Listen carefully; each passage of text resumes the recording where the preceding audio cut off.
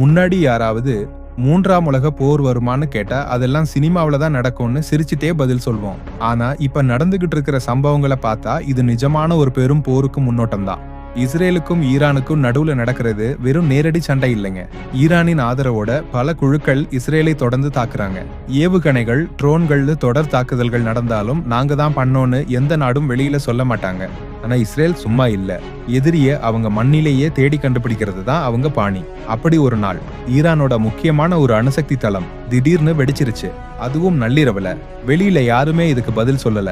ஆனாலும் உலகம் முழுக்க பங்கு சந்தை சரிஞ்சது. ஐநா சபையில அவசர கூட்டங்கள், உலக நாடுகள் எல்லாமே பயங்கரமான டென்ஷன்ல உட்கார்ந்திருந்தாங்க. இந்த தாக்குதல் தான் மூன்றாம் உலக போருக்கு கதவை தட்டின சம்பவம்னு உலகமே பேச ஆரம்பிச்சிருக்கு. நம்ம இந்தியாவில இருக்கிறதால இது நமக்கு ரொம்ப தூரம்னு நினைக்கலாம்.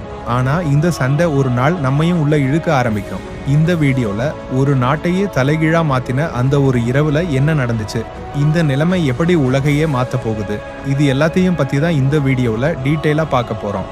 இப்போதான் நம்ம சேனலுக்கு புதுசா வந்திருந்தீங்கன்னா மறக்காம நம்ம சேனலை சப்ஸ்கிரைப் பண்ணுங்க. அப்படியே பெல் ஐகான் ஐயும் கிளிக் பண்ணுங்க. இன்னைக்கு நாம ஒரு சூப்பர் இன்ட்ரெஸ்டிங்கான டாபிக் பத்தி பேச போறோம். என்னடா இவன் ஈரான் இஸ்ரேல்னு போர் டாபிக்லாம் பேசுறானேன்னு யோசிக்காதீங்க. இது ஏன் நடக்குது, இது நம்மளை எப்படி பாதிக்குதுன்னு தெரிஞ்சா நீங்க நிஜமாவே ஷாக் ஆக போறீங்க. இப்பதான் நீங்க நியூஸ்ல பாத்திருப்பீங்க, இஸ்ரேல் திடீர்னு ஈரான் மேல ஒரு தாக்குதல் பண்ணி இருக்குன்னு. அந்த தாக்குதலுக்கு பின்னாடி ஆபரேஷன் ரைசிங் லயன்னு ஒரு சீக்ரெட் பிளான் கூட இருக்கான். பார்க்கவே ஹாலிவுட் படம் மாதிரி இருக்குல்ல. ஆனா ஈரான் சும்மா இல்லீங்க. அவங்க கையில ஒரு பயங்கரமான ஆயுதம் இருக்கு. அதுதான் ஸ்ட்ரெய்ட் ஆஃப் ஹார்முஸ் நீரிணை. இந்த இடம் தான் உலகத்துக்கே தேவையான கச்சா எண்ணெய், இயற்கை எரிவாயு எல்லாம் ஒரு இடத்துல இருந்து இன்னொரு இடத்துக்கு போற முக்கியமான வழி. இந்த இடத்தை ஈரான் யாராவது தடுத்து நிறுத்தினாங்கன்னா என்ன ஆகும்னு யோசிச்சு பாருங்க. உலகத்துக்கே பயங்கரமான விளைவுகளை ஏற்படுத்தும். மக்களே, உங்களுக்கு தெரியுமா, இஸ்ரேலும் ஈரானும் ஒரு காலத்துல நல்ல ஃப்ரெண்ட்ஸ் மாதிரி இருந்தாங்க. அந்த டைம் எப்போனா கரெக்டா 1970கள்ல ஈரான்ல ஷா மன்னர் ஆட்சி பண்ணிட்டு இருந்தாரு. அப்போ அமெரிக்காவுக்கும் இஸ்ரேலுக்கும் ஈரான் ரொம்பவும் சப்போர்ட்டிவா இருந்துச்சு. ஆனா 1979ல ஒரு பெரிய ட்விஸ்ட். ஈரானில் இஸ்லாமிய புரட்சி வந்துச்சு. ஷா மன்னரை தூக்கிட்டாங்க. புதுசா வந்த மத தலைவர்களுக்கு இஸ்ரேல சுத்தமா பிடிக்கல. இஸ்ரேல் ஒரு அநியாயமா உருவாக்கப்பட்ட குடியாட்சி, அது அமெரிக்காவோட கைப்பிள்ளன்னு ஒரே போடு போட்டாங்க. அங்க இருந்துதான் இந்த ரெண்டு பேருக்கும் நடுவுல நேரடி சண்டை இல்லாம வேற வேற ஆட்களை வச்சு சண்டை போடுற ப்ராக்சி வார் ஆரம்பமாச்சு. ப்ராக்சி வார்னா என்னன்னு இன்னும் சிம்பிளா சொல்லணும்னா, நாம நேரடியா சண்டை போடாம நமக்கு பதிலா வேற ஒருத்தரை அனுப்பி சண்டை போட வைக்கிறது தான். இப்போ ஹமாஸ், ஹெஸ்புல்லா, ஹூத்தி இந்த மாதிரி தீவிரவாத குழுக்கள்லாம் யாருக்கு சப்போர்ட் பண்றாங்கன்னு நினைக்கிறீங்க? கரெக்டா சொன்னா ஈரான் பக்கம் தான் அவங்க நிக்கிறாங்க. இவங்க மூலமா இஸ்ரேலை தொடர்ந்து டென்ஷன்ல வச்சிருக்காங்க. இஸ்ரேல் ஏன் இவ்வளவு அவசரப்பட்டு ஈரான் மேல தாக்குதல் பண்ணுச்சுன்னு தெரியுமா? அவங்களுக்கு ஈரான் நியூக்ளியர் ஆயுதம் ரெடி பண்ணிக்கிட்டு இருக்காங்கன்னு ஒரு பெரிய சந்தேகம், பயம்னு கூட சொல்லலாம். என்ன காரணம்னா, 2024 இஸ்ரேலோட உளவு அமைப்பான மொசாட் ஒரு முக்கியமான விஷயம் கண்டுபிடிச்சிருக்காங்க. ஈரான் ரகசியமா நியூக்ளியர் வெப்பன் செய்யறதுல ஃபைனல் ஸ்டேஜ் வரைக்கும் போயிட்டாங்களாம். இது உண்மையா பொய்யான்னு தெரியல. ஆனா இஸ்ரேல் இதை ரொம்ப சீரியஸா எடுத்துக்கிட்டாங்க.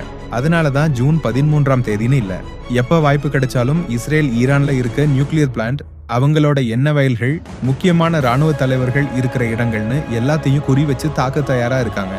இஸ்ரேல் அடிச்சா ஈரான் சும்மா இருக்குமா என்ன? அவங்களும் பதிலடி கொடுக்க ஒரு பெரிய பிளான் வச்சிருக்காங்க. அதுக்கு அவங்க வச்சிருக்க பேரு ஆபரேஷன் சேவியர் பனிஷ்மெண்ட் சொல்றாங்க. ஈரான் கையில பயங்கரமான பாலிஸ்டிக் மிசைல்ஸ், ஹைப்பர்சோனிக் மிசைல்ஸ்லாம் இருக்கு. இதை வச்சு ஜெருசலேம், டெல் அவீவ்னு இஸ்ரேலோட முக்கியமான நகரங்கள் மேல எல்லாம் தாக்குதல் நடத்தினாங்க. அது மட்டும் இல்ல, இஸ்ரேலோட ஐரன் டோம் சிஸ்டம்னு ஒரு சூப்பர் பாதுகாப்பு சிஸ்டம் இருக்கு. ஆனா சில நேரங்கள்ல அதுவும் வேலை செய்யாம போயிடுதுன்னு சொல்றாங்க. மக்கள் பயத்துல பதுங்கு குழிகளுக்குள்ள போற நிலைமையில அங்க அடிக்கடி வருது. மக்களே, இந்த சண்டைய நீங்க ரஷ்யாவுக்கும் உக்ரைனுக்கும் நடுவுல நடக்கிற சண்டை மாதிரி சாதாரணமா நினைக்காதீங்க. இது ரொம்பவும் பெருசா போய் மூன்றாம் உலக போருக்கே வழிவகுக்கலாம். ஏன் சொல்றேன்னா, ஸ்ட்ரெய்ட் ஆஃப் ஹார்முஸ்னு சொன்னேன்ல, அந்த கடல் வழியாதான் தினமும் கிட்டத்தட்ட 19 மில்லியன் பேரல் கச்சா எண்ணெய் உலகத்துக்கே போகுது. ஒருவேளை அந்த வழி அடைச்சிட்டா என்ன ஆகும்னு யோசிச்சு பாருங்க. குறிப்பா சீனா, இந்தியா, ஜப்பான் மாதிரியான நாடுகள்லாம் அவங்க தேவைக்கு நிறைய எண்ணெயை இந்த வழியா தான் வாங்குறாங்க. இவங்க எல்லாரும் ரொம்பவும் பாதிக்கப்படுவாங்க. இந்த ஹார்முஸ் நீரிணையில ஏதாவது பிரச்சனை வந்து அந்த வழி அடைஞ்சிட்டாலோ இல்ல GPS சிஸ்டம்லாம் வேலை செய்யாம போனாலோ உலகத்துக்கே எண்ணெய் சப்ளை நின்னுடும். அப்புறம் பெட்ரோல் விலை ராக்கெட் மாதிரி ஏறும். சும்மா இல்ல, ஒரு பேரலுக்கு $10 கூடினாலே இந்தியா மாதிரி நாடுகளுக்கு மாசம் $5 பில்லியன் வரைக்கும் அதிகமா செலவு பண்ண வேண்டி இருக்கும். நினைச்சு பார்க்கவே பயமா இருக்குல்ல. இந்த சண்டையில பெரிய பெரிய நாடுகள்லாம் சும்மா வேடிக்கை பார்க்க மாட்டாங்க. அவங்களுக்கும் இதுல நிறைய அக்கறை இருக்கு. அமெரிக்கா அவங்க இஸ்ரேலோட ரொம்ப க்ளோஸ் ஃப்ரெண்ட். அவங்களோட கேரியர் ஷிப்ஸ் எல்லாம் அந்த பகுதியில தயாரா நிக்குது. எப்போ என்ன நடக்குமோன்னு அவங்களும் டென்ஷனா இருக்காங்க.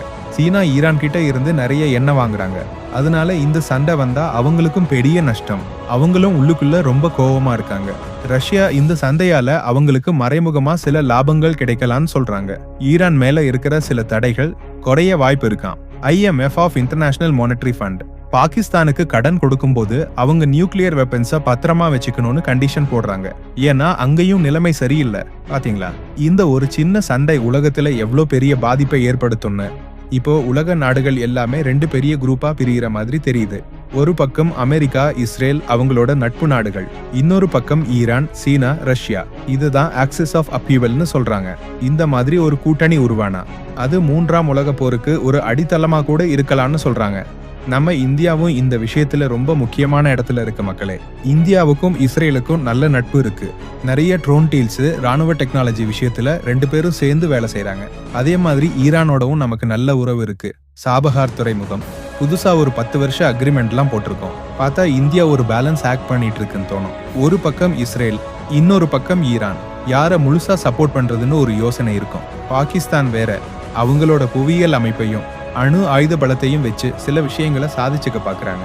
நம்ம இந்தியா ஒரு ஜனநாயக நாடு.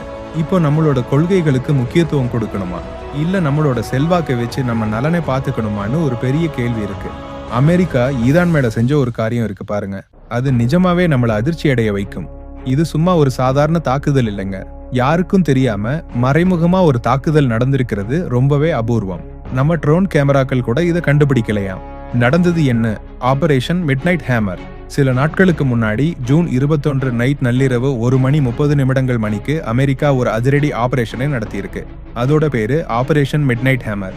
இந்த ஆபரேஷன்ல ஈரானோட 3 முக்கியமான அணுசக்தி தளங்கள் மேல அமெரிக்கா மறைமுக போர் விமானங்கள் ஸ்டெல்த் பாம்பர்ஸ் மூலமா தாக்குதல் நடத்தினதா சொல்றாங்க. இந்த விமானங்கள் ராடார் கண்ணுக்கு கூட தெரியாதாம். ஃபாட்டோ, நடான்ஸ், இஸ்பஹான் அணுசக்தி மையங்களை குறிவச்சு நிலத்தடி பதுங்கு குழிகளை தகர்க்கும் குண்டுகளை பயன்படுத்தியிருக்காங்க. இந்த குண்டுகள் பூமிக்கு அடியில பல அடுக்குகளை தாண்டி அணுசக்தி ஆய்வகங்களை அழிக்கும் சக்தி கொண்டவை. கடல்ல இருந்து ஏவப்பட்ட மிசைல்ஸும் பயன்படுத்தப்பட்டிருக்கு.